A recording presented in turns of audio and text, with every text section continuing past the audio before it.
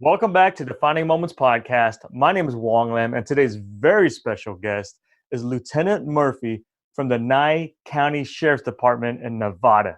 How are you doing, sir?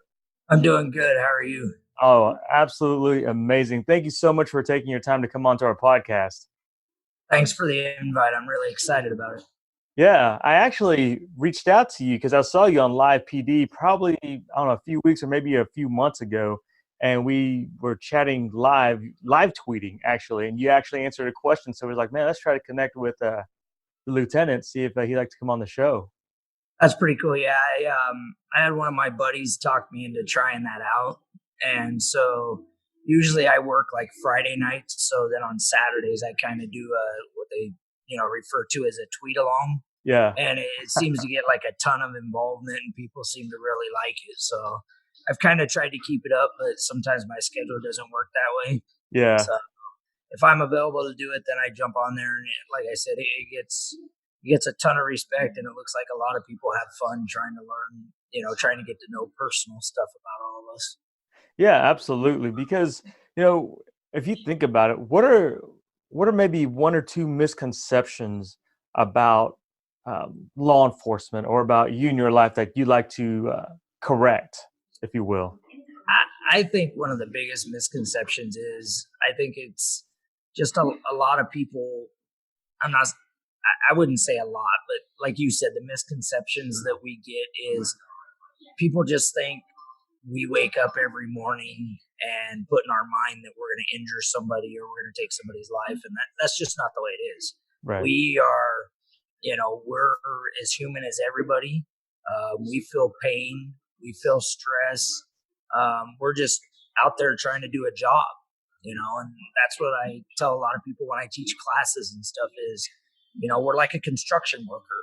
We're just, our job is to enforce laws, and more than anybody, we want to go home every night. That's our ultimate goal is to go home. Yeah. And, the one I always like to use is you want to go home in the same condition you came to work, and I think that's very important because we have families too. And, you know, um, I think it's horrible when you read these stories like recently where you got these guys that are being murdered and killed by somebody just because they didn't want to go to jail and they have little children. People Yeah. don't understand that that changes lives, and that, you know, neither here or there, that child's never going to see their parent ever again, Yeah. or the family or anything like that. And I've experienced that full heartedly, and I imagine we'll get into that in a little bit too. But it's just, I think that's the biggest misconception is we're just trying to do our job and go home. Yeah. And it's a respect kind of thing. And I always do that every day in my line of work is I try to be respectful toward people. And respect is given and earned at the same time. I can talk to somebody very calmly, and then if I feel I got to be stern with them, then I got to be stern with them. Yeah. I'm just trying to do my job. Yeah. No, that's true. And you talked about respect being earned, and it's earned over time. And you started as an EMT for a couple years, and you worked your way up through the ranks from K9 um, to lieutenant right now. Correct? That's correct. My career started with emergency service in 1992 when I was 18 years old. I joined the fire department here in Pahrump, where I live, and I stayed there for about 11 years. Um, the last couple of years, I got hired and was a paid EMT firefighter, and then one of my friends came up to me that I knew from working with. He worked at the sheriff's office, and he just really convinced me to make the switch over to the sheriff's office.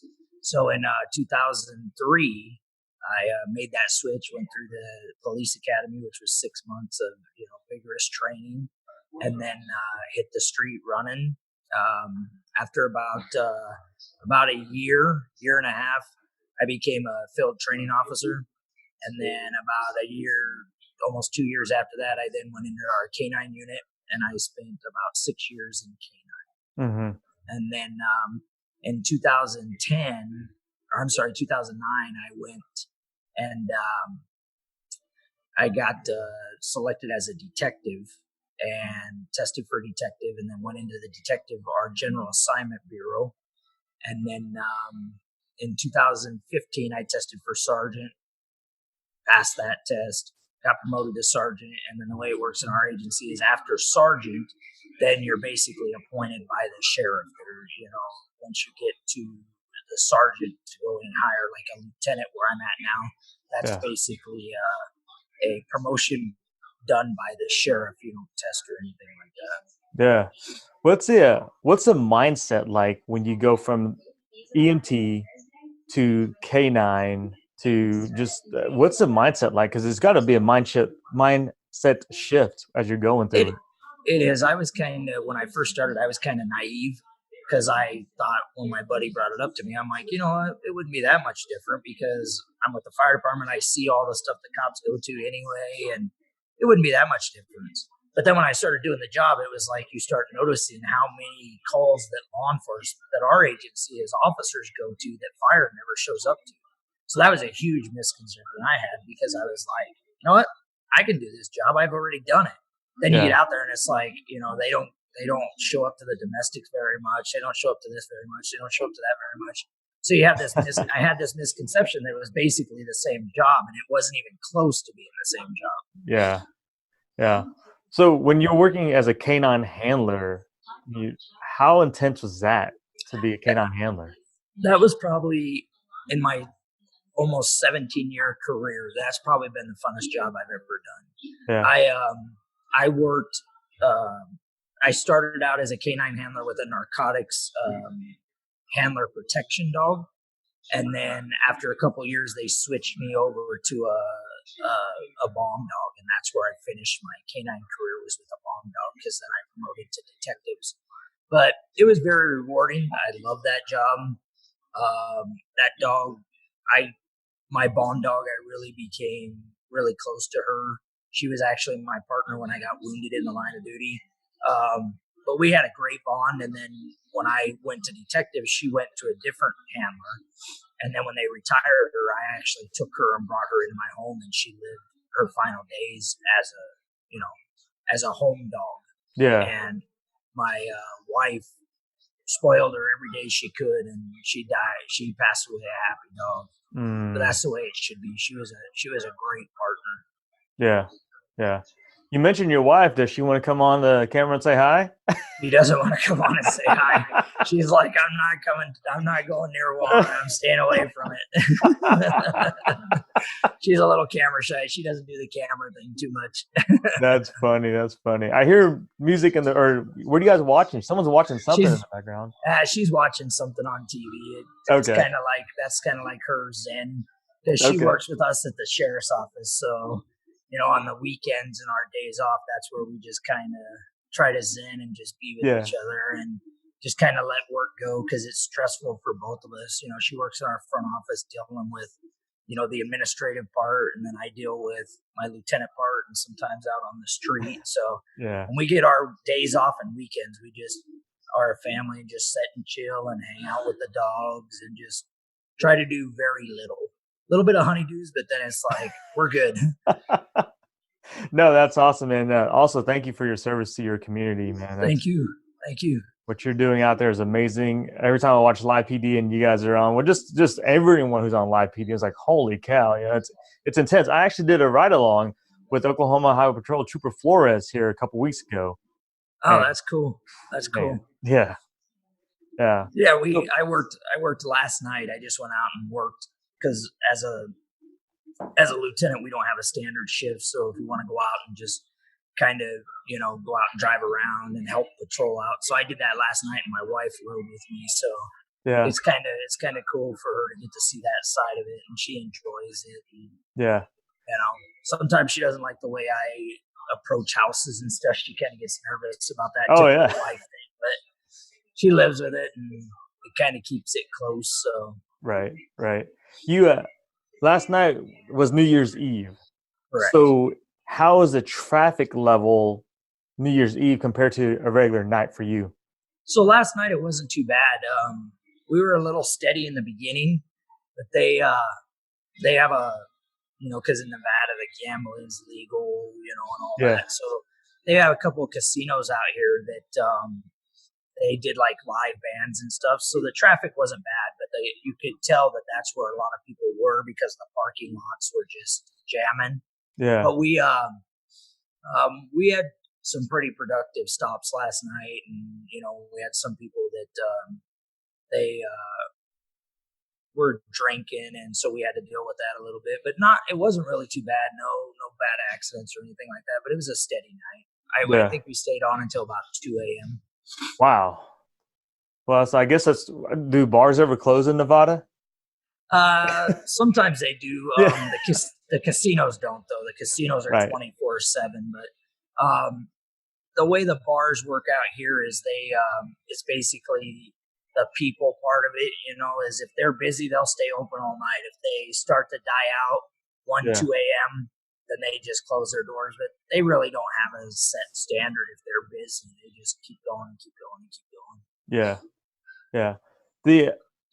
I was wondering just the intensity of your job every day when you go out there. I mean, because no one's guaranteed anything in life, right? That's And correct. then also law enforcement. I mean, I think the chances just you're taking an absolute gamble every Right, day. you are, and I tell people sometimes you don't even think about that. I mean, it's just you come out of that car and it's just your mindset is your mindset, and you're just ready to do your job, and sometimes you think about it afterwards and you're like, I can't believe that happened, or I can't believe we made it through okay, or you just sometimes, like you and I've talked about through text messages and with each other, is sometimes you just don't have time to think about it. You just have to act, and you have to go in, and you have to save lives, and that's our job. And Yeah. as around the entire country, people say that all the time. They're like, yeah, cops don't make enough, but for us, it's not the money. For me, it's just out helping people. And like I said, I started this EMS thing in 1992 when I was 18 years old, and I just, and I just love it. And I tell people that all the time. From the incident that I showed you and the stuff I've been through over my career is, the stuff that's happened to me is horrible. But to me, it's still the greatest job in the world, and I wouldn't want to do anything else. Yeah. I still love this job no matter what's happened to me in my career. Yeah. No, I can feel the passion every time we talk about it, every time we text out, even through our tweets. I can feel the energy and the passion that you have, and then your voice and your body language solidifies that passion. So I appreciate it. Thank you. Yeah. Thanks. Well, you talked about the mindset is if we worry about getting hurt for an athlete, you worry about getting hurt, you're going to get hurt. Probably really worse. So same thing here. I mean, I would think. Right. Yeah. Like you said, if you go into a situation where you're just, it's kind of a bad term, but like you said, you're just kind of gun shy because you're afraid you're going to get hurt. Yeah. Then, like you said, that's where you get hurt because you don't watch everything, you don't pay attention to everything, and a lot of these incidences, like with my incident, I'm only here because of several factors, but one of the main factors is that my training. My training taught me to never give up. My training taught me to fight through. And that's why we train. That's why we, and like you said, I'm one of those guys that over my career, I've always thought that way. When I go to a call, I'm always thinking, if this happens, this happens. And for me, it's if the worst happens, then I do this. And 99.9% of the time, it doesn't happen to be really anything. Yeah. But that 0.1% of where it does, you just hope you do the right things and you have the will to survive and you go home. Yeah. Yeah, absolutely right. And by the way, nice shirt. If you lean back a little bit, let's take a look at that shirt. That's pretty slick. Thank you. Appreciate it. I like that. So you get on live PD, they give you a t-shirt? Sometimes they give us some stuff just to say thanks. And, because we all work very hard, and a lot of people don't know behind the scenes stuff, but, it's a whole team. We got to go out and do our job, and the crew's got to, present it to New York, and they, it's all a team effort to get everything you guys see on TV. It's all a team effort. And if you don't have that, we always joke about it because we want to get on so bad, but the crews are the same way. They want to be able to say, hey, we got on tonight. And, so it's a huge team effort. It's a huge team effort. Yeah. That's awesome. Well, We don't have we're not live PD, but we do have T-shirts that we I do give, love your T-shirts. Yep, and so we'll be that's mailing a you nice one of shirt. those. I And then appreciate that. also we have this mug we got designed for you. Oh, that's cool. Murphy on the bottom. I like it. Yeah, That's so awesome. That's that'll be in the awesome. I mail. appreciate it. All Yeah, right, sounds absolutely. good. Sounds good. Yeah, so we this podcast is about defining moments, and you go through life and you have these moments that shape you, take you down a certain path, or maybe it's help you think about how am I going to help others. So if you don't mind sharing with our listeners and our viewers, because it's on YouTube, what's maybe a defining moment or two that you'd like to share with everyone? Well, you and I have had a lot of discussions about that one incident, and so a lot of people don't know this about me, and some people do because I've talked a lot about it. But so in September 19th of 2008, I was dispatched to assist one of our officers on a report of shots fired, which out here happens a lot because we have legal fireworks. We're very spread out. So a lot of people will call and say it's shots fired, or they hear shots and, they'll get on there and say it's definitely a gun. And then you get out there and it's fireworks. And so it's not out of the norm. So that night, my partner, Ian Deutsch, he gets dispatched to the report first. And when he arrives, he comes over the radio and says he's taking active fire. So immediately there's five of us on. We all start heading out there because, of course, if he's taking fire, there's something wrong.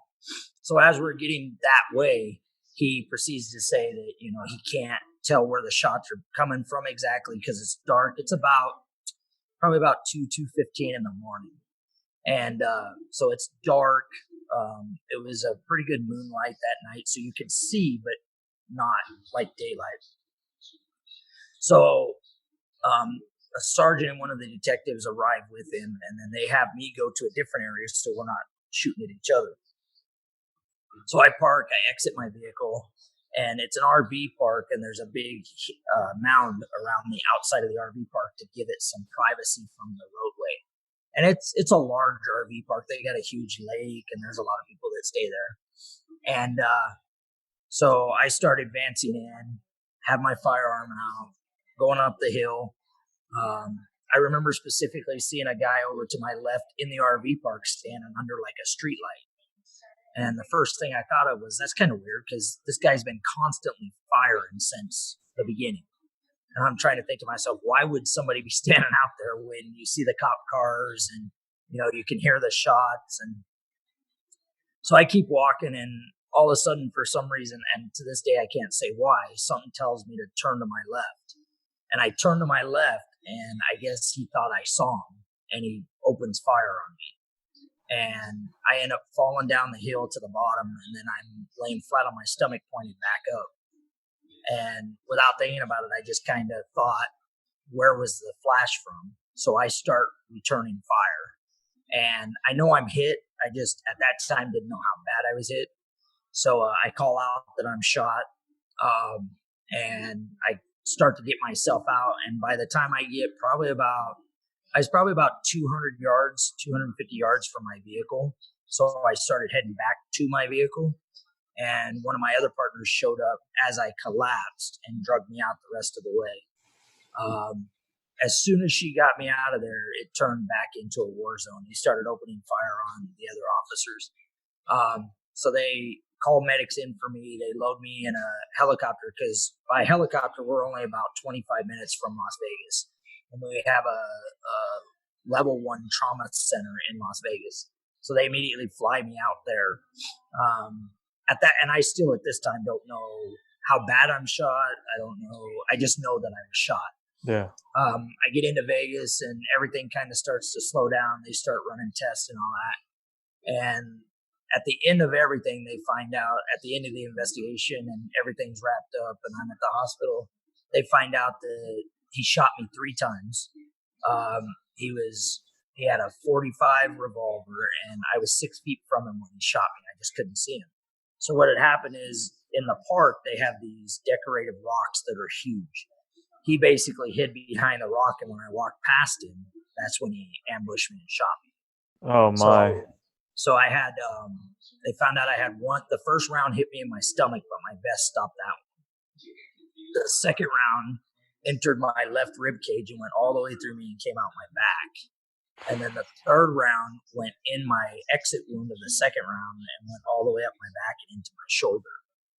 And then that was in there for like 2 or 3 weeks, and then it got infected, and I had to go back in and they surgically, because they decided in the beginning they were going to leave it and let it get all, because I guess they do something where they say your body kind of accepts it and it helps not get infected. Well, it got infected, so they had to go in and cut it out and take it out. And, but that was a real trying time in the beginning because I'd only been on like 5 years at that time. And we found out down the road, like about 4 years ago, that I just didn't do the things I shouldn't have done, or I should have done. I didn't take care of myself. I was one of those guys, I just want to get back on the street.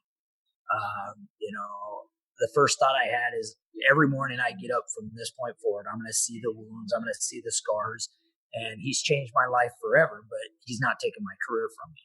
Yeah. So I dealt with a lot, not too much in the beginning, because I was just like, I just kind of, my most important thing was get back to work. So about 4 years ago, I just took a turn for the worse, and I started having anger issues and started, just kind of not doing well. There was points where, like we were talking about earlier, where you're kind of gun shy. I would have times where I could go out to a domestic and I'd be fine. And then 10 minutes later, I could go to another domestic and I would think in my mind that I would be the only person that's going to get shot and killed.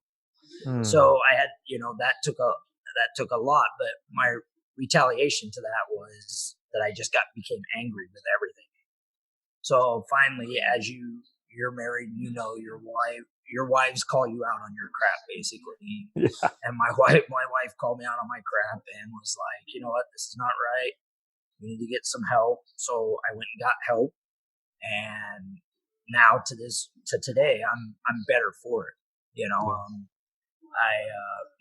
I just, one of the main things I do is I go around and teach for academies, and I stand up in front of new recruits and tell them my story, because there's a lot of people that I know that run academies that they think it's, amazing that you can have somebody stand up in front of you and share his story and maybe touch them a little bit, because like when I went through the academy, we didn't have anybody that has ever through that.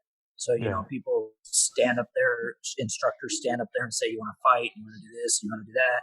And now I look back at it today and I'm like, well, yeah, you want to do that, but you've never been there. So you don't know, I know.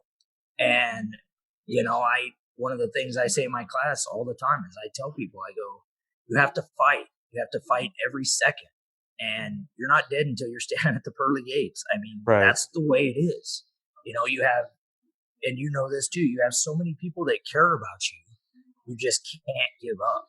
And, it's like I tell in the classes, and I tell my wife about it all the time, if I can touch one person that they're laying down on the ground and they're in trouble and their lives on the line, and they think in their mind, hey, I remember when Lieutenant Murphy told me, don't ever give up, and he fought through and I fought through, then I've done what I've done. And I use your statement to that. That right there is my defining moment, is if I can save one person's life because of teaching these classes and helping them understand how important it is to survive, then maybe that, you always have that old wives' tale of, something like this happens. Why am I still here? Why did I not die?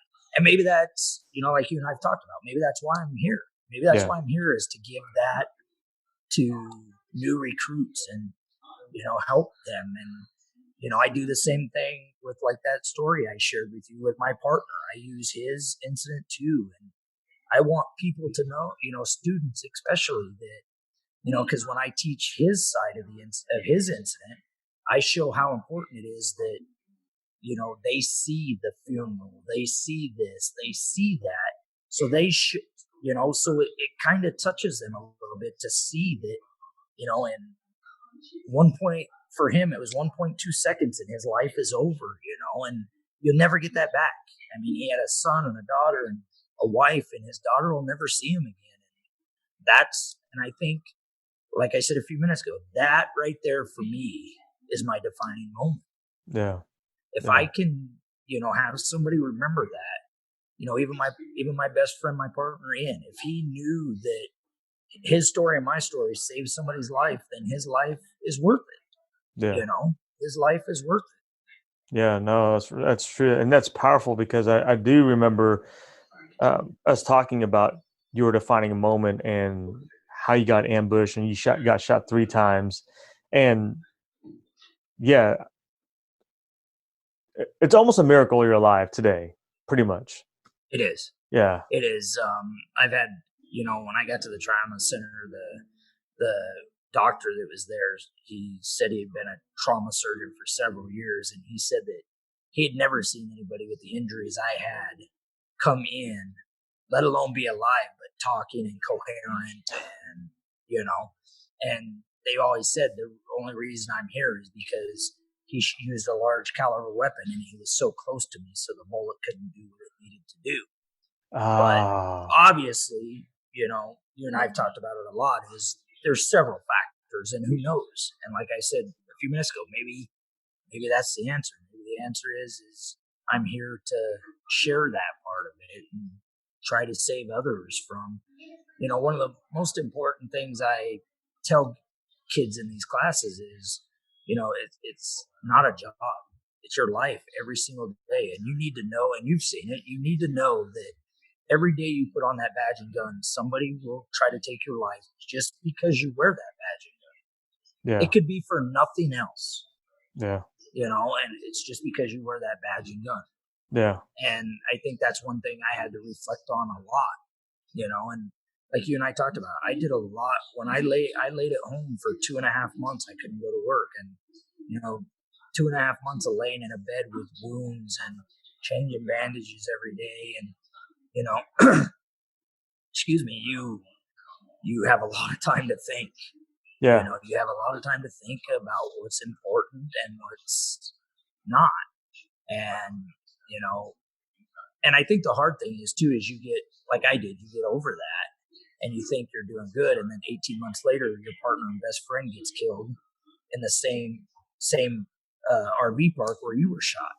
So it's just, you seem like you start to get ahead, and like I told you in text messages, and we've been talking, 18 months, it was a downright stressful 18 months. Yeah. And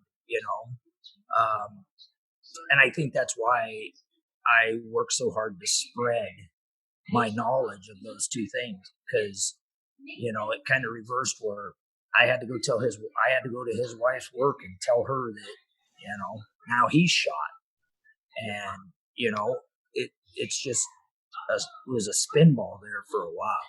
Yeah. And like I've told you several times, I'm better for it, and I think that's what I look forward to. Is one of the big things I look forward to is getting that information out to people and sharing my stories, so that maybe these guys will think about it when they're in trouble. Or my wife always gets on me sometimes about it when I'm teaching, because she'll see people cry and she's like, doesn't that make you feel bad? And I said, no, not really, because I see that emotion, it lets me know they're paying attention. If they just stand there bold faced and give no reaction, then they're really not paying attention. Yeah. If they have emotion, they're paying attention, and if that saves their life, then I've done my job. Yeah. No, that's a good point.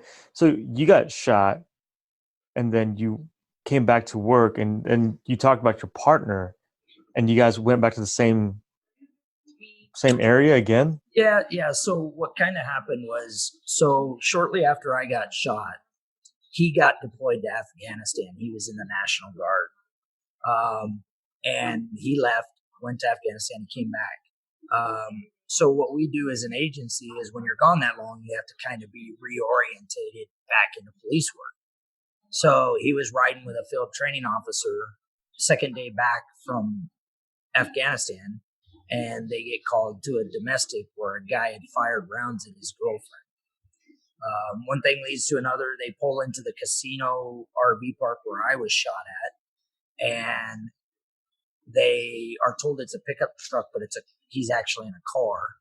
And when Ian pulls up, he steps out of the vehicle, and the guy immediately steps between the door and his car with an AK-47, and in 1.4 seconds, he fires 11 rounds. 8 of them hit Ian, and he gets, and the second arriving officer ends up taking the guy out. And they end up basically doing the same like they do with me. They put him in a helicopter and fly him to Vegas. And several hours later, after surgery and stuff, they pronounced him. He was 27 years old.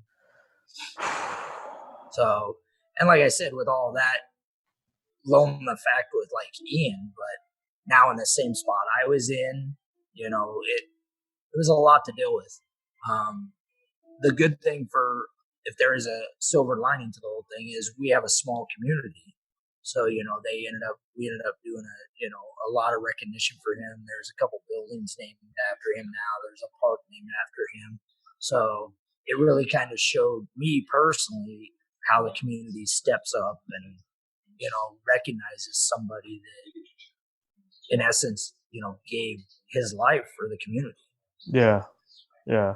It's so important that it's memorialized and we remember that, your partner for sure.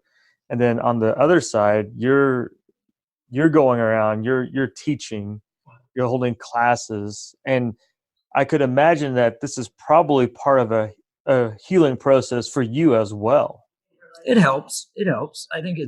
I think it helps. And I really, the one thing I do too is I don't have a script. So it's all kind of like you and I talked about, even like your defining moments, it's kind of just winging it. Yeah. So there's a lot of stuff that changes. And, I have like the one I teach from, it's a PowerPoint that we developed with the radio traffic of my shooting and stuff like that. So I really don't have a set, script. So I just kind of go through the motions and kind of, every time something new gets added. But I think that's important too, is that, it's not scripted. You just come there and you get these, sometimes it's kind of funny because you get these recruits where they're so stoic, they're like frozen and they don't want to say anything. And when I teach that, this is your time more than anybody. Like you and I talked about in the beginning, is there anything, anything that we can't go over? No. And that's the same way I go with the class is there is nothing that you can't ask me. And sometimes my wife will go to the class and she'll answer questions too, from a wife standpoint. And I think that's really where it comes to being very important is there's no holds barred. And, I've had guys go all the way down to, what it feel like and, how'd you know this or, what happened during this, what happened during that. One of the big questions I always get is, did it hurt?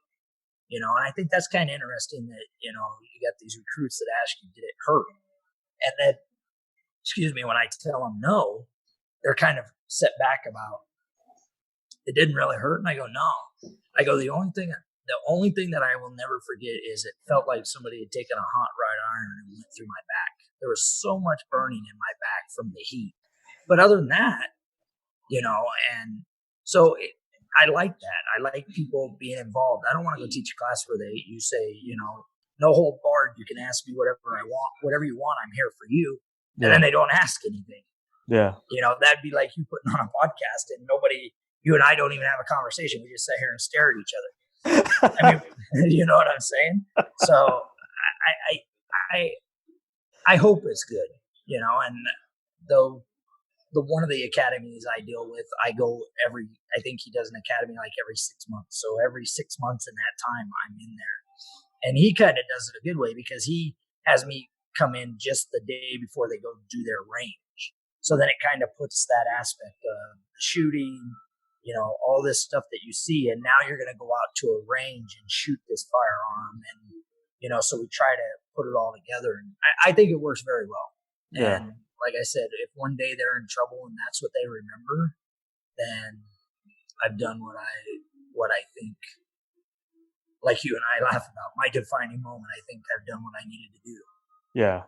No, that's awesome, and I love it because when you go and present, there's nothing scripted, so it comes from a place from your heart, authenticity, organically. So it's like you can ask any question you want, and you may answer it, you may not, depends on you. But I got to feel like you're really unfiltered, so you probably answer every one of them. Right. And that's what I want people to know. There is no, there is no holds barred whatsoever. Because, like, one of the important part of the stories that I like to share is my wife and I were just friends at the time. We weren't even together at the time, but we Oh, knew each other. So I was previously married at that time. And every time there's a point on the dispatch tapes where I come and say I'm shot, and every time, even though, like I said, we weren't together, she gets emotional every time, and you just know. And even like me, the hair stands up on the back of my neck. When I teach the class, she always teases me because I'm pacing. It's just, you just know that at some point that's, that part of the incident's coming up. And and like I said, you never get over it. You never get over it. My life's changed forever. But it's kind of like you and I talked in text messages. You just have to find an avenue of where you serve better. yeah, Like I said, I'll never forget it. I wake up every morning, I get in the shower, and I see scars, and I just have to live with that part of it. But the benefit is um, at least I'm here to experience that part. You know what yeah, I'm saying? yeah, It's probably it's probably way better than the alternative, I would think. yeah. Oh, absolutely, absolutely. Where are you most proud of? From that incident, or just period? Just period.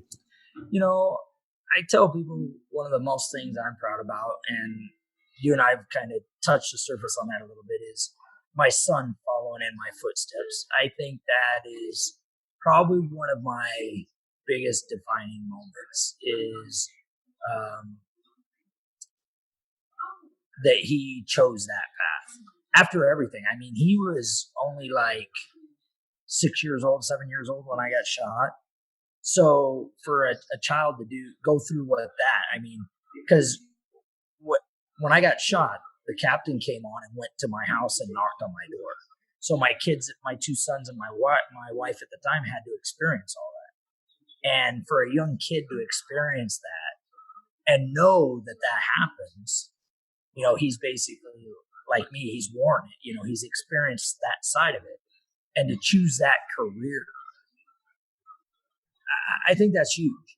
I mean, and I had to do some really deep soul searching when he told me that, he wanted to do that.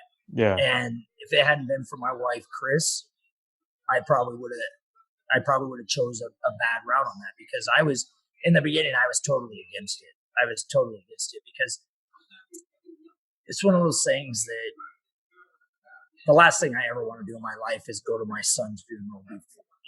That's the last thing I ever want to do. And, my wife, Chris, finally set me down one day and was like, you know what? It's better to have that gut feeling than stop him from having his dream. yeah, And the other big thing was, if he can come here and do it, then at least people. Because he was applying different other places, she's like, what if he goes to Arizona, Utah, or whatever, and you don't know anybody there and he gets injured? Wouldn't you rather have him at home? And so, like I said, it took a ton of soul searching. And like I said earlier, with the whole wife thing, you're gonna lose that battle anyway. She's gonna be the middle person. You know how that is, and you really can't. You can try to debate it, but you're not gonna debate it. And so he ended up doing it, and he has his rookie mistakes, but all in all, he's a good cop, yeah, and he's like I tell people all the time, he reminds me of when I was first starting out. Real go getter. Anything that moves, he goes after. And he loves it, and I think that's important. I yeah, think I am now happy that I listened to her, that second voice, and that he loves it as much as I thought he would, because he does. He loves every minute of it, yeah. and I think that's awesome.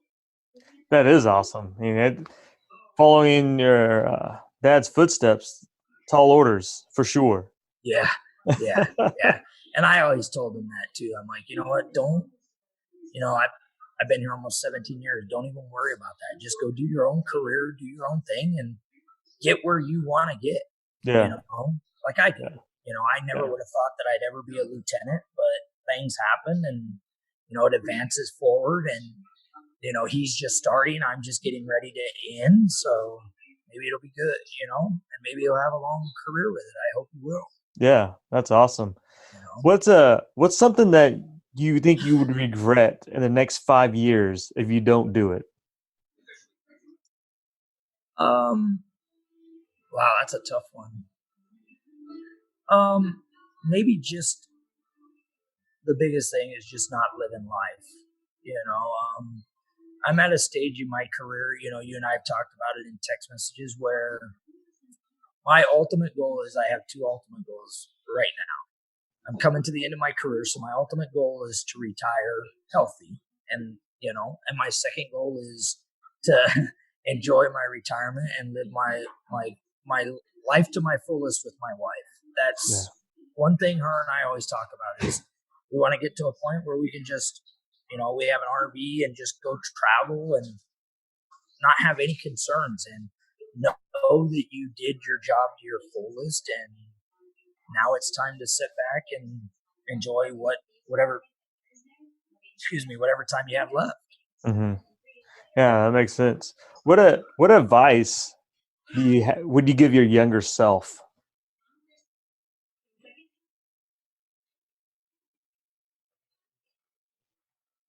um I don't know. The advice I'd give my younger self is, um I don't know, maybe ducked when you shouldn't have, you should have, or something. I don't know. It's hard to say because, like you and I have talked about, that shooting thing defines you, and I don't know. I don't know. That's a tough one. Yeah. That's a tough one because, I like you and I've talked about. I've had a lot of up and downs in my career, but if I had to tell my younger self anything, it probably would have been to get in the job sooner. Because Mm. I like you and I've talked about. I have a lot of love for this career, and instead of waiting until I was 29, maybe I should have, started this when I was 18 instead of doing the other part. But I'm not one of those that looks back. Um, you know, After the shooting, and that is just one of those things that you're lucky to be here, and it's the way I believe it's the way it was written. It happens for a reason, and and you can't answer it. Yeah. Hopefully, someday you may be able to, but I don't know. Um, that might be what I would say is should have went and done this way earlier instead of waiting until I was 29 years old and all All right, man. I like that. That's good honesty right there. I got a couple more questions, and I'm intrigued about this question. So, if you were sitting in my chair, being the interviewer, what questions would you ask yourself? Holy crap. That's a bad one, man. That's an interesting question. I may cheat a little bit, but I may do like we've already talked about. I would just, one of the things that you've already brought up is the passion part of it. I think that's what I would ask myself from your seat is, you can read the passion and see it, and I think that's huge for me because you get these people that every day in and day out they hate their job, and I love my job, and I think that's hugely important. And like even you said, you can tell just by talking to me that Hmm. you know that's not a lot of people have that, and I'm glad that I can have that, and I'm glad that I can have a wife that supports that because from even her side, like I said, we weren't together, but we were friends, and she experienced that. She she came into work one day, the next morning, and coworkers started telling her, "Oh yeah, it was Deputy Eric Murphy that got shot." You know, we were acquaintances, we knew each other, and so she experienced that side of it. And now that we have a relationship and we're husband and wife, and it's a whole different thing. And I think that's the biggest thing is, she supports it, but she knows on the other side of it too that I love every minute of it. I Yeah. love every minute of it. And there's not a lot of people that can say that. And I think that's the way you have to feel to do this kind of a job. Because there are goods and bads. And, like you and I have talked about, the stuff we see over a career, it would make people that aren't made to do this job, it would make them insane. We deal with good and bad. Unfortunately, a lot more bad than good. But, Yeah. And I think that's why you got to have people in there that really love their job and love what they do. Yeah. When you pull someone over for a traffic stop, what's the majority of them? What's the attitude like? Are they nice to you? Are they like, dude, what do you pull me over for? What is it like? Here with being a smaller community, we get a lot of, the things I deal with a lot, especially like recently, like last night when I worked, was a lot of my traffic stops that people know what they're doing. So it's a lot of apologetic. It's not, defensive and, you know, I hate the cops or whatever. And, Right. and like I said, I'm just one of those guys that, I know there's people around here in this community that don't like me, but I'm one of those guys that, if I approach your car and it's a nice, consensual conversation, then we're good. But if you just immediately come at me like, it's something little and don't I have something better to do? Well, this is part of my job, and I'm sorry that you're irate with me, but something small, what you think is small, like speeding, is my job. Right. And I that sometimes is hard to deal with, that they have this misconception that, we should be out catching real criminals. Well, we have several jobs we have to do, and unfortunately that's part of enforcing laws. Yeah. And I think a lot of it too is you get a lot of people that, as soon as a cop pulls them over, they know they're getting a ticket. And I don't like to do that. If it's highly infractionous or something like that, then okay. But a lot of mine is just contact with people. Hey, how are you doing? Pay attention to what you're doing. And go on your merry way. And that's the way I've always approached my job. Is you know what? It's more of the statement they use, community policing. And I 100% live by community policing. I want to get out there and talk to people and, go into gas stations and say hi to the clerks and go into stores and, let people know that we're there for them. And I just think there's, like you said, there's that standard now where a lot of people don't think that occurs. And these small communities like ours, we have to live every day with community policing. Yeah. Man, I love that, especially when you said going out into convenience stores or local stores, just wherever you can get your face out and your voice heard and your personality. Obviously, it puts a lot of people at ease, I feel. Well, and I think too, like you and I have talked about already, is the whole inception, the whole ball of live PD.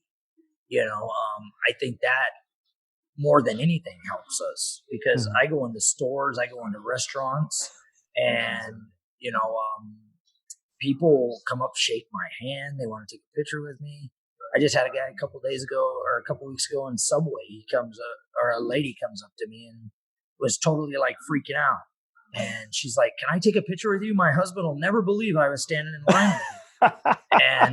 And a lot of people are like, and me, I'm like, sure, take a picture with me. And, and the kids and, we've had people where we have this thing where we meet up for lunch before we go on live, and you'll have people come with their phones kind of videotaping and trying to catch everything. And then we sit there and go, hey, come on over and take a picture. And they're like, are you serious? And they come over and take a picture with us. And I think that really is just community policing.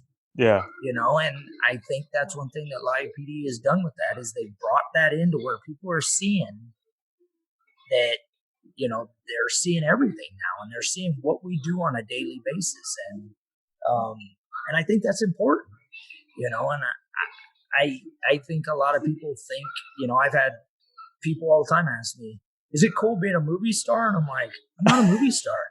I'm just doing my job, and you get to see how I do my job every day. And, it's just one of those amazing things that I never thought in a million years I could be a part of. Yeah. And the people you meet. I mean, you and I were talking about it earlier, like Twitter. I mean, I've got hundreds and hundreds of guys that are on Live PD that we're on Twitter together. We chat back and forth, and we talk to each other. And the crazy thing about that is that's guys you probably would have never, guys, women, other police officers that you would have never met in 100 years. Yeah. And I think that's the huge thing about it is it's just blown that up to where, there's agencies all over the country that I probably would have never even associated with these guys, even though we're in the, the blue line family and all that. But I would have never met them on a one-to-one basis, Yeah. And I think that's the huge thing about it. I think that's what it's brought open is it's not only brought open people seeing what we do, but it's brought in that blue line family to be really stronger than ever. And, and you see people feel what you feel and do what you do. And I think that's just amazing that this has brought that together. Yeah.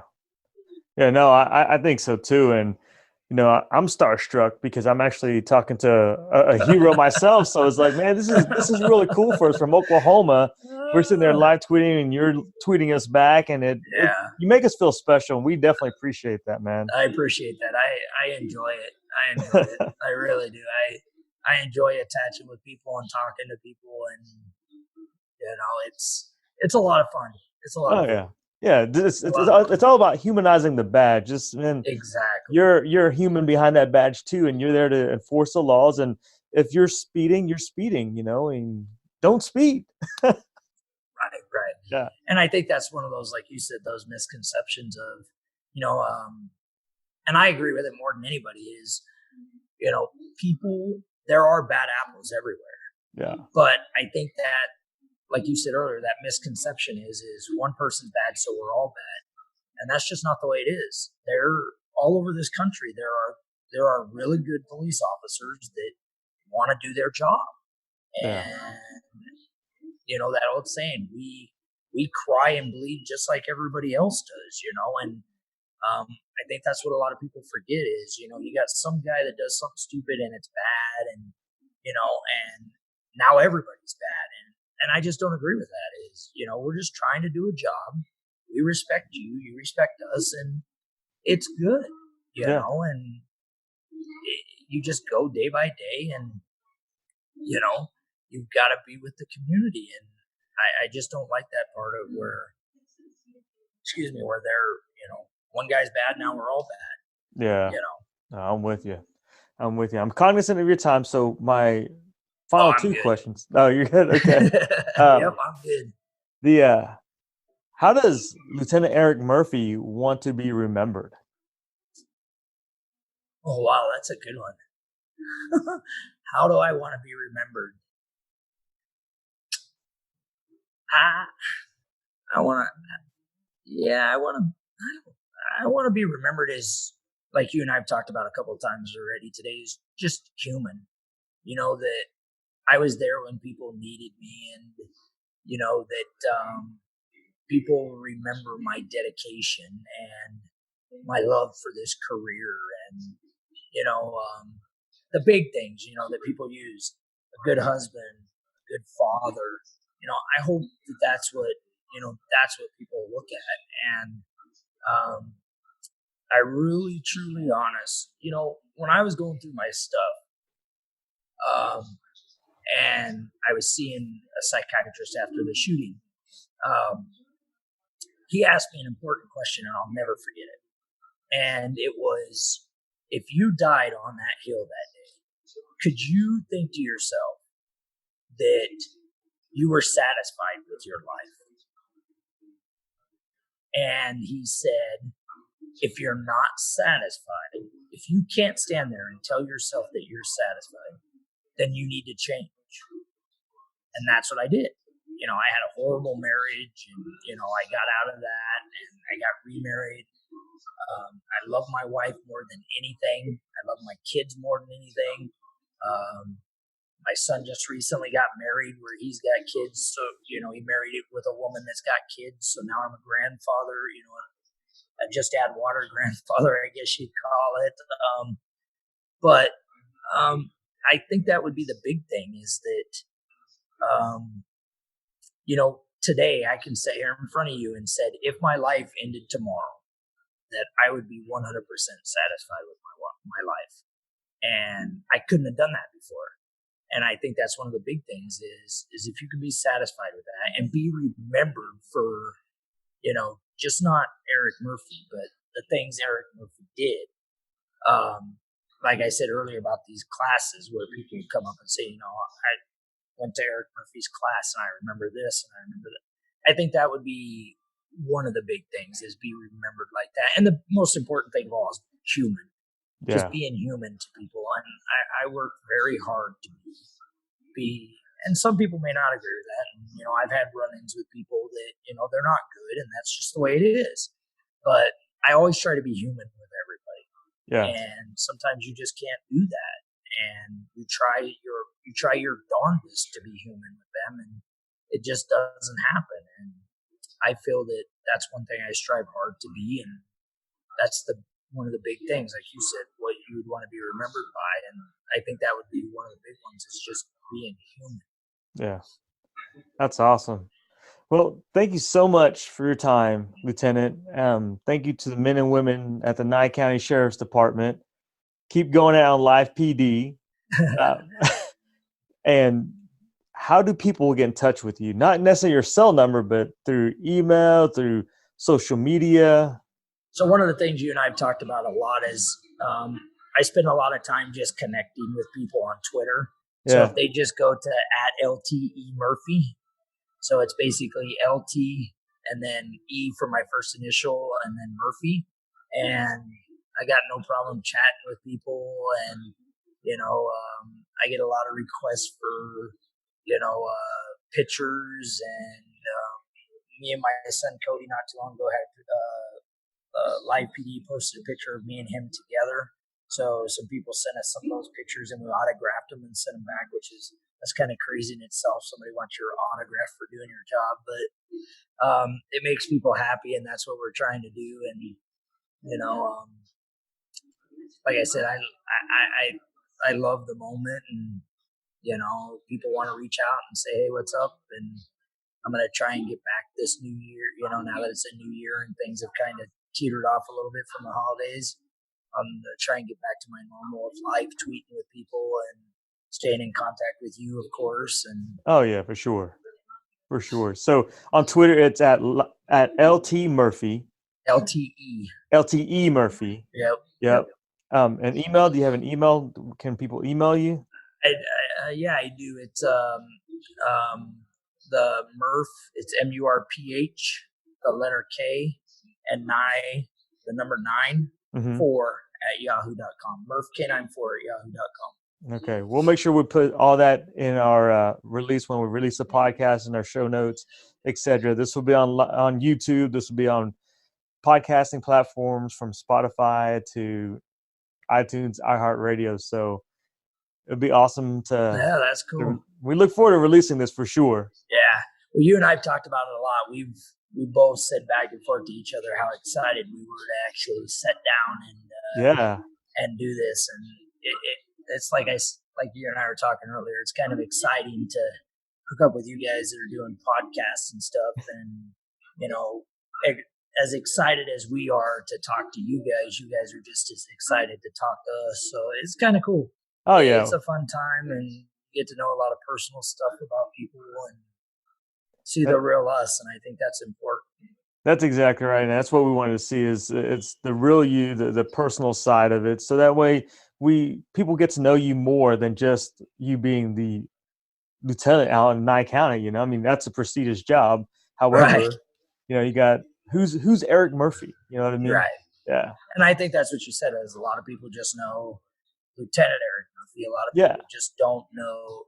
A lot of people don't know Eric Murphy, and I think that's what is important through this whole thing of live PD, and that is people get to see, not only the job we do on TV, but the personal side of, like you brought up several times today, of how important things are and what's your defining moment, and I think that's a huge applause to you and the work you put through, and like we've talked through text messages and all that. We've opened up a friendship that'll never end now. Right.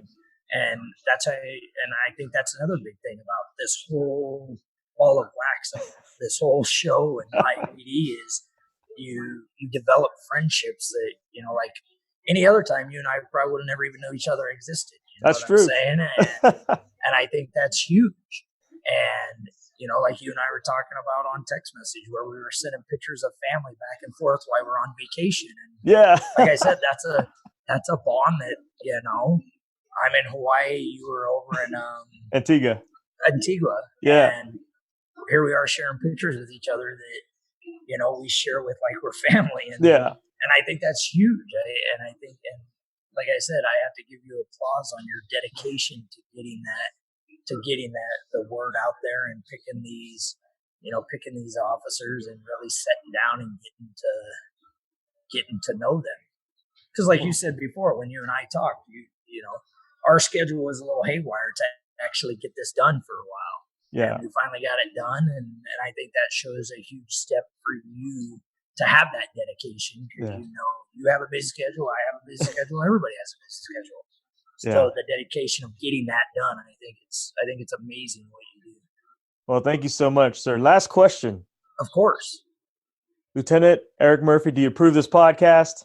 I approve it, buddy. It's been a great time. It's been awesome. I'm really glad that we got to talk and sit down and